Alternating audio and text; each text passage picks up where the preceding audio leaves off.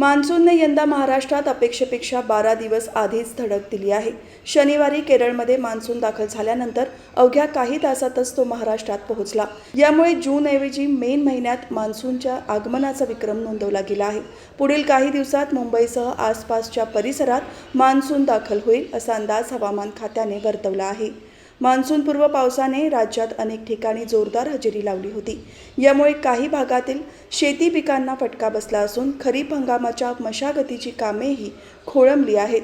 मात्र हवामान संशोधन संस्थांनी दिलेल्या माहितीनुसार यंदा अल निनोचा प्रभाव कमकुवत होत असून ला निनाची लक्षणे दिसून येत आहेत.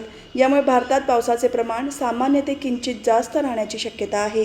ही परिस्थिती शेतीसाठी अत्यंत अनुकूल ठरू शकते.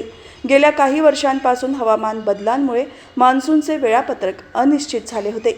मात्र यंदाच्या लवकर आगमनामुळे आणि ला निनाच्या प्रभावामुळे शेतकऱ्यांमध्ये आशेचे वातावरण आहे.